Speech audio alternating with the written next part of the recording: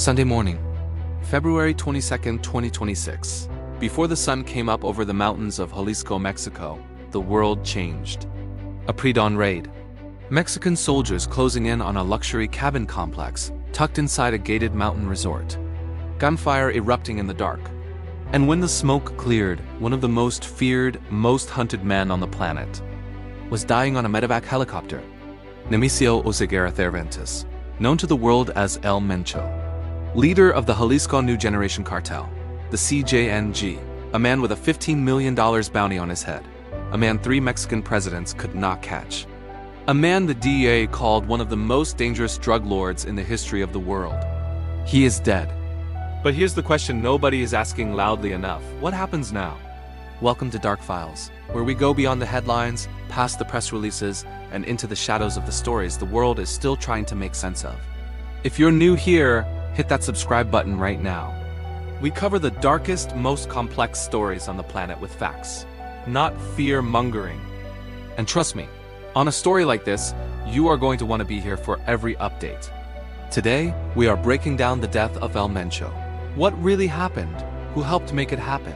What it means for the United States border, and the terrifying question of who comes next. Stay with me, because this story goes much deeper than you think. Before we talk about how El Mencho died, you need to understand who this man actually was. Because his story isn't just about drugs or violence. It's just about how a person becomes a monster, and how the system sometimes helps them get there. Nemesio Ruben Oseguera Cervantes was born in July 1966 in the western state of Michoacan, Mexico, one of the most cartel-saturated regions on the planet. He grew up in poverty. In his youth, he crossed the border illegally into California.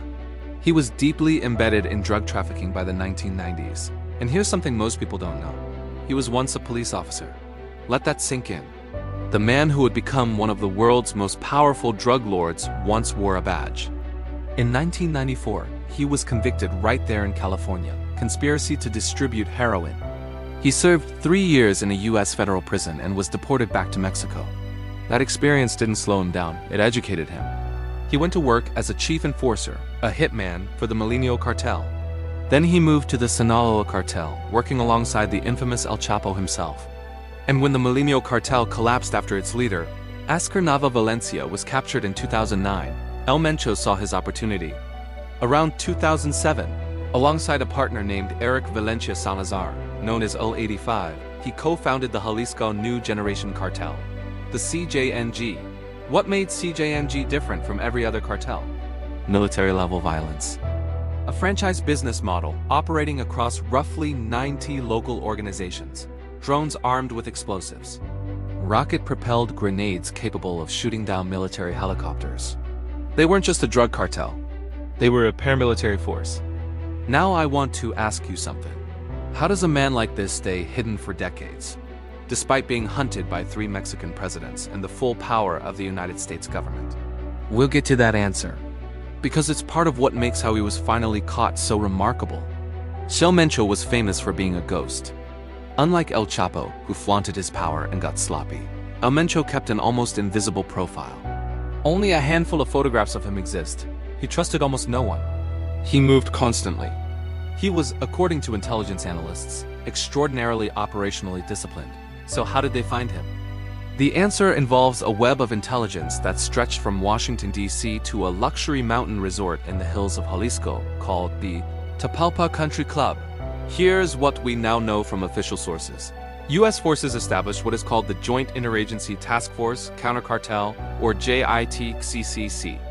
This task force was specifically designed to map cartel movements and dismantle their information networks. It was their work coordinated with Mexican authorities that began closing the net around El Mencho. And the final piece? It came from a most human vulnerability. El Mencho had a romantic partner. Intelligence assets tracked a trusted associate, described by Mexico's U.S. Defense Secretary as a trusted man of one of El Mencho's U.S. lovers. In the days before the raid, military intelligence monitored this associate's movements. On February 20th, 2026, surveillance data confirmed that the associate had transported this partner to a residence inside the Tapalpa Country Club. Security forces then confirmed that the partner met directly with El Mencho at the property before departing on February 21st. The trap was set. The clock was ticking. In the early hours of Sunday, February 22nd, a pre-dawn raid. The Mexican Air Force, the National Guard's Immediate Reaction Special Force, multiple federal military branches, all converging on that mountain compound. And was the United States on the ground? Officially, no. White House Press Secretary Caroline Leavitt confirmed the U.S. provided intelligence support to the Mexican government. Mexico's Defense Ministry confirmed. American authorities provided complementary information that made the operation possible. Former Chief of International Operations Mike Vigil told CBS News the operation was, in his words, one of the most significant actions undertaken in the history of drug trafficking. But the ground operation, the guns, the soldiers, the firefights, that was all Mexico. Here's a question for you to keep in mind as we go deeper. Do you think this could have happened without U.S. pressure? Without President Trump threatening unilateral military action in Mexico? Or was this Mexico's moment to prove to the world it could handle its own house? Think about that. We'll come back to it. The raid itself was chaos. Soldiers moved in before dawn, establishing a perimeter around the Tapalpa compound. When they began to close in, El Mencho's lieutenants opened fire. A full gun battle erupted. Mexican National Guard soldiers were taking casualties. 8 CJNG cartel members were killed. At least 25 members of Mexico's National Guard lost their lives in the operation and the violence that followed. 25 soldiers. That number should not pass by quietly. El Mencho and members of his inner circle attempted to flee to a nearby wooded cabin complex. A second firefight erupted there. When soldiers finally breached the location, they found El Mencho wounded, with 2 bodyguards beside him. He was alive. They airlifted him immediately, headed for Mexico City. But he didn't make it. Nemesio Oseguera Cervantes died during that flight. He was 59 years old. Seized at the scene, armored vehicles, weaponry, and according to Mexico's defense secretary, they recovered rocket launchers capable of shooting down aircraft and destroying armored vehicles. This man wasn't hiding in some rural shack. He was prepared for war. And the cartel's immediate response to his death proved just how prepared they were for retaliation. Within hours, chaos. In Guadalajara, suspected CJNG members set a gas station on fire. Cars and trucks were set ablaze on highways to create blockades across 5 Mexican states. Gunfire and gang fights broke out across Jalisco. Several airlines, Delta, Alaska Airlines, American Airlines, Air Canada, canceled flights into Puerto Vallarta and Guadalajara. Tourists were left stranded. Airports descended into panic. The U.S. Embassy in Mexico issued shelter-in-place advisories for multiple states. In total, at least 70 people were killed in the raid and the wave of retaliatory violence that followed across more than a dozen Mexican states. And organizing much of that retaliation? A senior CJNG figure known as El Tuli, identified by Mexico's U.S. Defense Ministry as El Mencho's U.S. right-hand man and top financial operator within the cartel. Which brings us to the question that every intelligence agency, every border security official, and every law enforcement officer in the United States is now asking right now. What happens next? Let's talk about what this means on the American side of the border. Because this isn't just a Mexican story. Not even close. The CJNG under El Mencho was, according to the U.S. State Department, the organization with the highest cocaine, heroin, and methamphetamine trafficking capacity in Mexico. The U.S. Justice Department charged El Mencho in 2022 with leading the effort to manufacture and distribute fentanyl for importation into the United States. His organization was active across Jalisco, Colima, and Veracruz and had reach into virtually every corner of the country. And that reach extended north, across California, Arizona, and Texas. Now here's where things get complicated, and where you need to pay very close attention. When a powerful cartel leader is removed, history tells us drug flows don't simply stop. In fact, they often increase in the short term, as rival factions and successor groups scramble to prove they control the routes. Mexico's own President Claudia Sheinbaum has previously criticized the kingpin strategy, targeting top leaders, noting that it tends to fracture organizations into competing factions that then fight violently for control. We saw it when El Chapo fell. The Sinaloa cartel fractured, violence spiked, new power structures emerged. In California, CJNG had deep roots in the Los Angeles area and key Pacific port operations. Rival groups, including elements of the Sinaloa cartel, will almost certainly attempt to move into those distribution networks. Expect potential increases in violence among competing factions fighting for control of routes. What happens when the most powerful man in Mexico's underworld disappears from the picture? The Jalisco New Generation Cartel, or CJNG, is a name that strikes fear across the globe.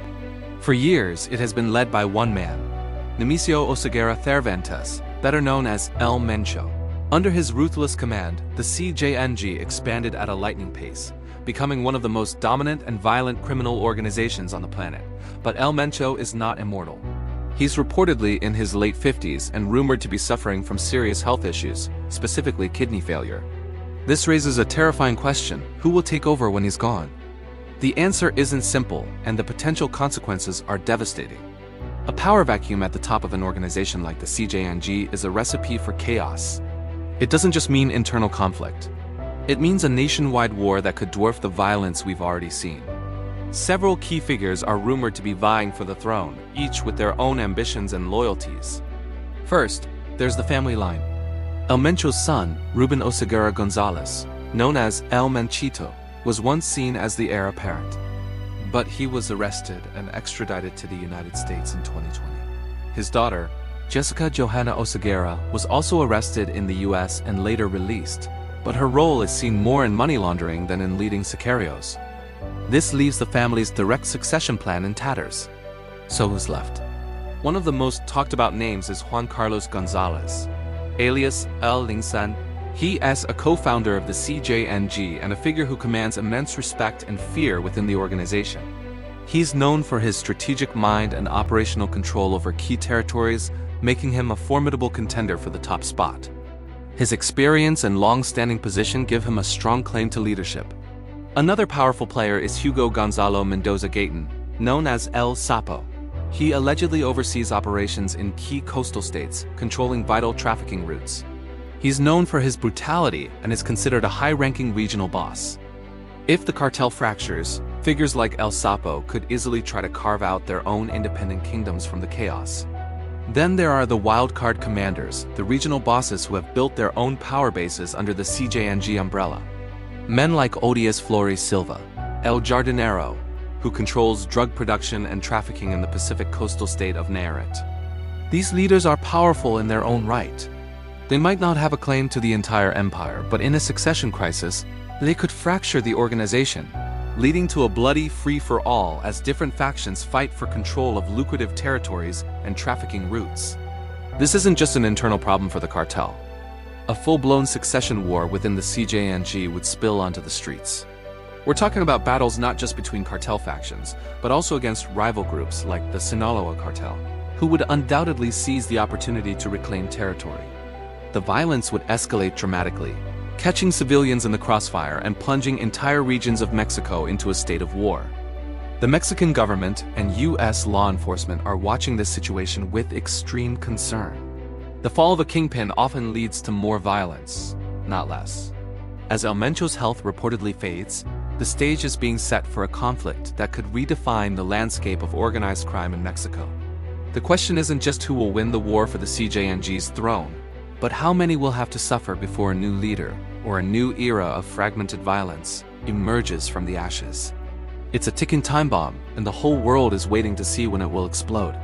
Thanks for watching, and be sure to subscribe for more deep dives into the stories shaping our world.